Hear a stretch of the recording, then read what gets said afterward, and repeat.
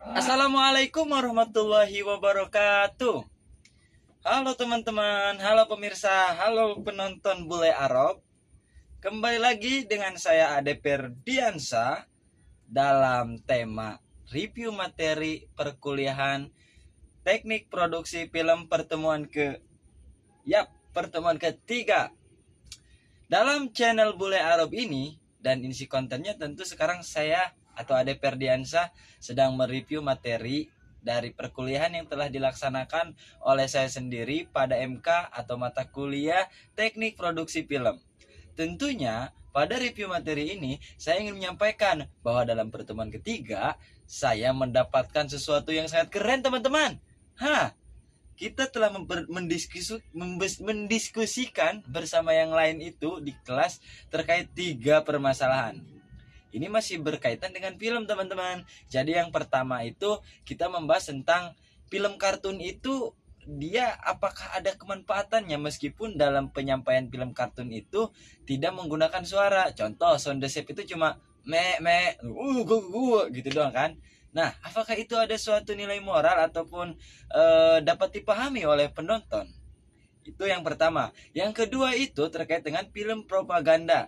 Nah, film propaganda itu apa sih? Nah, film propaganda itu kan sebelumnya di pertemuan sebelumnya saya telah mereview bahwa film propaganda adalah film yang adanya konteks dua pilihan atau dua ideologi atau dua kesukaan, kesetaraan, sehingga film itu mengandung dua unsur perbedaan sehingga menjadi perdebatan antara tim pro atau tim kontra. Begitu dalam suatu hal itu, makanya itu film itu dikatakan film propaganda. Itu adalah biasanya itu film dokumenter sih teman-teman ya. Karena kenapa? Karena dokumenter itu biasanya ada yang menyatakan kisahnya itu tidak nyata atau tidak sesuai dengan faktanya, sedangkan dan dokumenter itu harus nyata dan sesuai dengan kejadian yang telah berlalu begitu. Makanya kenapa film dokumenter itu sering banyak yang propaganda. Nanti kita akan bahas kenapa bagaimana film propaganda itu apakah bisa dibawa ke ranah hukum atau tidak. Itu akan bahas nomor 2 ya. Nomor 3 ini kita akan membahas bagaimana film itu bisa menjadi solusi untuk membantu orang dalam menjalani hidupnya atau dalam memecahkan sebuah masalah. Oke, bagi teman-teman yang menonton channel Bule Arab ini, dan tentunya pada saat ini kita sedang ada program review materi bersama Ade Perdiansa.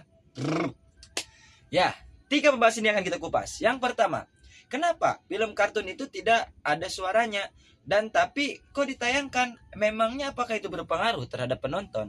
Ya, benar sekali. Kartun-kartun itu biasanya dia tidak menggunakan bahasa yang dapat dimengerti, hanya menggunakan bahasa intuisi ataupun hanya bahasa-bahasa yang terdapat dalam kartun tersebut. Misalnya dalam kartun tersebut itu ada seorang tikus, kucing, kemudian Tom and Jerry, kemudian ada kambing, sound the sheep kayak gitu kan. Dia hanya berkata be gitu kan. Tapi itu sangat keren sekali teman-teman, karena bagi penonton atau audiens yang di bawah umur atau yang masih anak-anak itu bisa memaknai tingkah laku mereka meskipun dia tidak bicara. Nah, artinya pemahaman anak kecil itu sedang dilatih, interaktif mereka sedang dikembangkan dengan menonton kartun itu agar mereka itu bisa bisa memahami makna apa yang dilakukan daripada penayangan dari film kartun tersebut. Itu pertanyaan pertama telah terjawab. Masuk ke pertanyaan kedua. Apakah film propaganda itu bisa ditarik ke ranah hukum? Ya, tentu bisa. Cuman perlu kalian tahu untuk teman-teman yang pertanyakan tentang perfilman, film yang tayang di bioskop ataupun yang di televisi ataupun yang ada di sosial media melalui fitur-fitur apapun, itu perlu melalui sensor atau pihak-pihak tertentu yang menguji tentang keabsahan film. Artinya apabila film itu mengandung unsur-unsur yang tidak diperbolehkan atau melanggar dengan undang-undang, maka film itu tentu tidak diperbolehkan untuk tayang. Akan tetapi di luar daripada itu, misalnya salah satu film itu telah lulus sensor atau telah melalui pengujian tertentu yang ada di negara ini, ya. Tapi dia tayang, akan tetapi ternyata ada beberapa poin yang bertolak belakang dengan keadaan masyarakat ataupun kericuhan-kericuhan yang akan terjadi, maka film itu bisa diturunkan atau ditutup. Nah, begitu. Itu biasanya terjadi dalam film propaganda, teman-teman. Nah, cuman menurut saya dalam menyikapi hal film propaganda itu, kita sebagai penonton jangan terlalu mendalami. Apabila ada sesuatu yang menurut kita tidak sesuai dengan kenyataan, jangan terlalu mendalami. Karena ingat, film itu hanya sebagai acuan untuk menyemangati kita dalam hidup dan juga acuan untuk kita menambahkan wawasan. Jangan berlebihan, karena setiap yang berlebihan itu tidak baik. Kalau Allah Ta'ala fil Quranil Karim, gimana ya? Allah itu kan sedang berbicara ya, bahwasanya sesuatu yang berlebihan itu atau yang berisyraf, asik berisyraf, itu dibenci sama Allah, itu sama aja kayak setan. Jadi gitu teman-teman, jangan berlebihan kalau nonton film, secukupnya saja. Ambil semangatnya, ambil yang baiknya, yang jeleknya tinggalkan. Yang ketiga, bagaimana film itu bisa menjadi penolong atau pembantu orang-orang dalam menyikapi permasalahannya? Ya tentulah banyak lah. Sering muncul film yang mengandung edukasi. Bahkan mayoritas film itu tidak akan tayang kalau misalkan tidak ada nilai plus atau nilai positif yang dapat dicerna oleh audiens. Saya tanya pada teman-teman, seburuk apapun film pasti ada baiknya. Benar atau tidak? Kalau jawab benar berarti iya, kalau tidak ya berarti tidak.